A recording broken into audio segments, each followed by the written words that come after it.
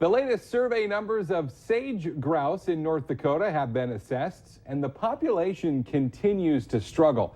Joining us to talk about the details, biologist Doug Lear from North Dakota Game and Fish. Any idea what's going on with this population, Doug? You know, and it's kind of interesting because there's a small population in southwestern North Dakota, and you hear so much about sage grouse, and they were extremely abundant when Lewis and Clark came through here, and even 100 years ago. And actually, about 10 years ago or so, they really started to struggle with West Nile virus. And on top of that, there's been a lot of changes in habitat and development in southwestern North Dakota. So it's not just something specific to North Dakota. All across the West, and these are the largest native upland game bird, and they're really quite a spectacular species in terms of their size and just how they look and how they appear. It's very, very unique, which is what draws so much attention, the small population, the beauty of these birds, and then kind of the ongoing struggle that sage grouse are having from West Nile virus to habitat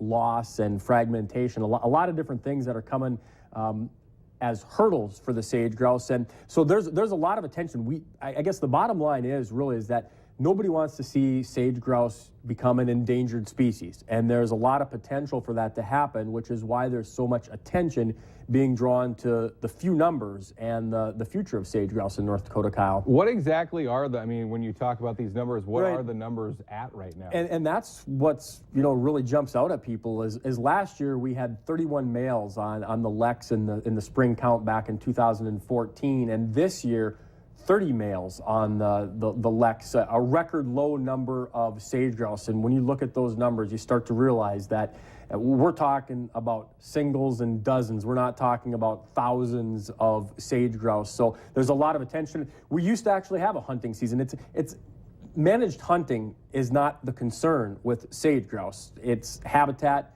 it's other issues taking place. But again, we will not be having a sage grouse hunting in season in North Dakota for been 8 years now since we've had one, Kyle. Obviously a very beautiful bird. If you're out in western North Dakota and get the chance to see one, you'll know it right away, and hopefully more of them in years to come. We sure hope so. We sure hope so, because they are a signature of the West and in southwestern North Dakota as well. Thanks for coming in today, Doug. You're welcome.